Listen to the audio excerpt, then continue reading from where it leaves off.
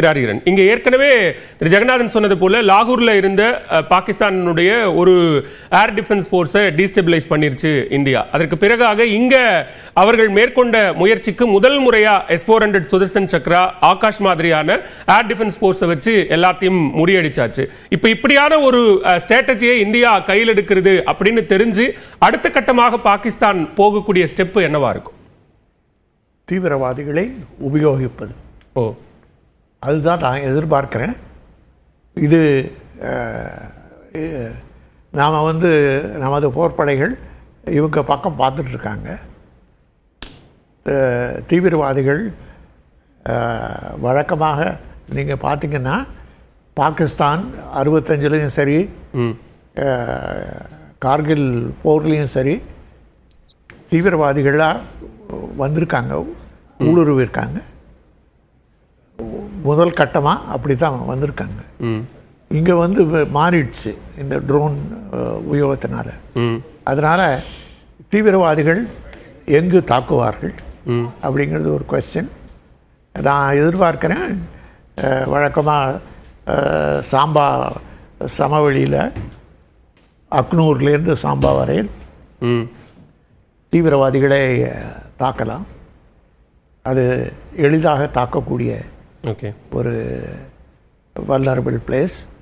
அதனால் பாகிஸ்தான் தீவிரவாதிகளை போரின் போது கட்டாயம் உபயோகிக்கும் அப்படிங்கிறது என்னுடைய நம்பிக்கை. ஓகே, இப்போ நீங்கள் சொன்ன மாதிரி ராணுவ கட்டமைப்பு ஒரு பழைய முறையை பயன்படுத்தி கூட ராணுவ கட்டமைப்புகளை பயன்படுத்தி அதற்கு அடுத்த கட்டத்துக்கு போகாம அவர்கள் நேரடியாக தீவிரவாதிகளை பயன்படுத்துவார்கள் அப்படிங்கிறது பாகிஸ்தானை ரொம்ப பலமிழக்க செய்திருக்கிறது இந்தியா அப்படின்னு புரிஞ்சுக்கணுமா? அப்படி இல்லை. இப்போதானே போர் ஆரம்பிச்சிருக்கு. இந்தியா அடுத்த கட்டமாக இப்படியே இருக்குமா? ஒரு போரில் எப்போ அஃபென்சிவ் பண்ணுவாங்க, அது பண்ணினாங்கன்னா எங்கே பண்ணுவாங்க, அதற்கு தயாராக இருக்கணும் பாகிஸ்தான் இராணுவம். அதனால் ஸ்லீப்பர் செல்லுன்னு இருக்காங்க. ஓகே, அதாவது பொதுமக்களிடையே இருக்கும் தீவிரவாத லீடர்ஸ். ஓகே, அவங்க மேலுக்கு வரணும். எப்படி செய்வாங்க அதை? ஓகே, அப்படிங்கிறது தான் கேள்விக்குறி. நிச்சயமா நான் ஒரு போர் எப்படி அடுத்த கட்டமாக எப்படி கொண்டு செல்வார்கள் அப்படிங்கிறத விட நான் இப்படித்தான் பார்ப்பேன். ஓகே, இது நான் என்னுடைய அனுபவத்திலேன்னு சொல்கிறேன். நான் தீவிரவாதத்தை பல ஆண்டுகள் நான் கையாண்டிருக்கேன் தீவிரவாதிகளை. ஓகே, அவர் முக்கியமாக காஷ்மீரில் 90 போயிருக்கேன் நான். அப்போ தான் தீவிரவாதத்தின் உச்சக்கட்டம். ஓகே, அதாவது அங்கே லால் சவுக்குன்னு இருக்குது, அங்கே பாகிஸ்தான் கொடி ஏற்றினாங்க. அந்த தீவிரவாதத்தில் பார்த்துருக்கேன். ஓகே, அந்த பின்னணியில் நான் சொல்றேன். நிச்சயமா பேசுவோம். அதே நேரத்தில் நேற்றைக்கு ஒரு போர் பாதுகாப்பு நடைமுறையாக பிளாக் அவுட் என்பது எல்லையோர மாநிலங்களில் மேற்கொள்ளப்பட்ட நிலையில் இன்றைக்கும் எல்லையோர மாநிலங்களான ஜம்மு காஷ்மீர், பஞ்சாப், ராஜஸ்தான், குஜராத் உள்ளிட்ட பல்வேறு பகுதிகளில் முழுவதுமாக பிளாக் அவுட் மின் விநியோகம் என்பது முழுமையாக நிறுத்தப்பட்டிருக்கிறது 3 மாநில எல்லைகளில். இன்று மாலை பிரதமர் நரேந்திர மோடி 3 மாநில முதலமைச்சர்களோடும் ஒரு ஆலோசனை கூட்டத்தையும் நடத்தியிருந்தார். இந்த நிலையில ஏற்கனவே ஜம்மு காஷ்மீரினுடைய உரி, பூஞ்ச், குப்வாரா பகுதிகளில் ஒரு துப்பாக்கி சூடு நடத்துவதாக தகவல் வெளியான நிலையில் தற்போது மீண்டும் எல்லை பகுதிகளில் பிளாக் அவுட் மின் விநியோகம் என்பது நிறுத்தப்பட்டிருக்கிறது. திரு கர்னல் மலையப்பன் அவர்களும் நம்மோடு இணைகிறார். திரு மலையப்பன், இப்போ இன்றைக்கு ஒரு பிரஸ் பிரீஃப்ல விக்ரம் மிஸ்ரி மற்றும் கர்னல் சோஃபியா குரேஷி, ஏர் கமாண்டர் வியோமிகா சிங் ஆகியோர் ஒரு நீண்ட விளக்கத்தை கொடுத்தாங்க. நேற்று இரவு முன்னிரவில் தொடங்கி இன்று வரைக்குமாக என்ன நடந்தது அப்படிங்கிற ஒரு முழு விளக்கம் கொடுக்கப்பட்டது. தற்போது மீண்டும் எல்லைகளில் நீடிக்கக்கூடிய இந்த பதற்றம் என்பது தொடர்கிறதா? இது நம்ம எப்படி புரிஞ்சுக்கணும்? இது முழுமையான போர் அப்படின்னு தான் பார்க்கணுமா? இது போருங்கிறது நம்ம இன்டர்நேஷ்னல் பார்டர் கிராஸ் பண்ணி foot infantry, armoured corps, armoured tanks இதெல்லாம் கிராஸ் பண்ணால் தான். அது அனௌன்ஸ் பண்ண பிறகு தான். அனௌன்ஸ் பண்ணாத வரைக்கும் இப்போ ஏன் உலக நாடுகள்லாம் நம்ம மேலே யாரும் சப்போர்ட் பண்ணிக்கிட்டு இருக்காங்கன்னா, இது தீவிரவாதம் சொல்கிறோம். அப்புறம் வந்து தீவிரவாதத்தை இருக்குது, அவங்க வந்து பாகிஸ்தான் அட்டாக் பண்ணுறாங்கன்னு ரிப்பீல் பண்ணுறோம் அப்படின்னு அவங்க என்ன சொல்கிறாங்கன்னா, இப்போ எங்களோட ஆர்மி அட்டாக் பண்ணுறாங்க அதனால என்ன. ஸோ இது unannounced war, but it is like a war, but is not a war. அது மாதிரி போய்கிட்டு இருக்குது.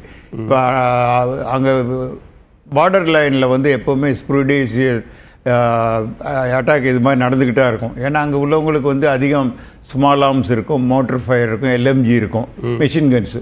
லிமிட்டட் ஒரு 300 to 500 yardsக்கு தான் அவங்க ஷூட் பண்ண முடியும், கிராஸ் பண்ண முடியாது.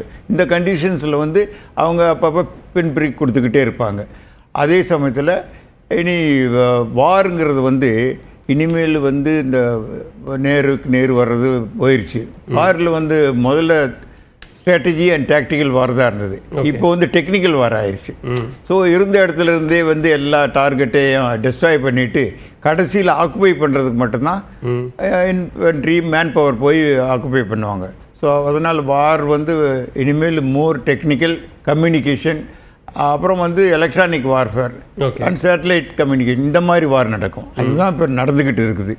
இன்னும் எப்போ இன்றைக்கி நைட் நார்மலி வார் எப்போ ஸ்டார்ட் ஆகும்னா late night and early morning after 2 o'clock, normally around 3 o'clock தான் பண்ணுவாங்க. ஏன்னா அந்த நேரத்தில் தான் எல்லாருமே அசந்து சோர்வடைஞ்சிருவாங்க.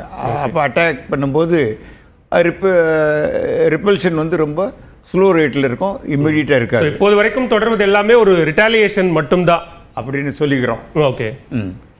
இனிமேல் வர்றதுக்கு இன்றைக்கி நைட்டில் அநேகமாக பாகிஸ்தான் என்ன பண்ணுறாங்களோ அது டே டைமில் அதுக்கு இது சும்மா படம் காட்டுற மாதிரி பண்ணிக்கிட்டு இருக்காங்க. ஃபுல் ஃப்ளெஜ் போகணும்னா ஆஃப்டர் மிட் நைட்டுக்கு பிறகு தான் வர்றதுக்கு சான்ஸ் இருக்குது. அது வந்து இன்டெலிஜென்ட் ரிப்போர்ட் வந்திருக்கும். இன்னும் கவர்மெண்ட் என்ன சொல்கிறாங்களோ அது கவர்மெண்ட் ஆஃப் த டே, அது எப்படி ரிட்டாலியேட் பண்ணுறது. அப்புறம் பாகிஸ்தான் கூட இன்னும் 2-3 பாதி நாளில் அவங்க எக்ஸாஸ்டட்னா அவங்க resources, backup, arms, ammunition, supply level, கம்யூனிகேஷன்லாம் நிறைய இடத்துல கட் பண்ணிட்டோம். அதனால் அவங்க வந்து ரெடியூஸ் தான் இருக்கும். இருந்தாலும் அதை ஓவர் டைம் பண்ண பாகிஸ்தான் அவங்க மீடியாவில் என்ன சொல்கிறாங்கன்னா, இந்தியா தான் அட்டாக் பண்ணிச்சு, அவங்க 3 ஏர்கிராஃப்டை முடிச்சிட்டோம், அந்த ட்ரோன் போட்டோம், இந்த ட்ரோன் இத்தனை சிவிலியன் பண்ணிட்டாங்க அப்படின்ட்டு. அப்புறம் வந்து இந்த பிளாக் அவுட்டை பற்றி நீங்கள் சொன்னீங்க. Black out is civil defence. Okay. Civil டிஃபென்ஸில் உங்கள் எல்லாம் டீச் பண்ணும்போதே சொன்னாங்க. ஏன் பண்ணால் முதல்ல முந்தைக்கு இது கொஞ்சம் ஓல்டு டெக்னிக். ஏன் லைட்லாம் ஆஃப் பண்ணோம்னா மேலேருந்து ஏர்க்ராஃப்ட் வந்து எங்கே லைட் இருக்குதோ இம்பார்ட்டன்ட் இடத்த பார்த்து அப்சர்வ் பண்ணிடுவாங்க. ஓகே. அதை அவாய்ட் பண்ணுறதுக்காக பண்ணுறது. இப்போ பார்டர் ஏரியாவில் கட்டாயம் பண்ணி ஆகணும். அப்படி இல்லைன்னா கூட மேன் வந்து அட்டாக் டீமில் வரும்போது லைட் இருக்கிற இடத்த பார்த்து easily they can focus and அதை அவாய்ட் பண்ணுறதுக்காக பண்ணுறாங்க. அது ஒன்றும்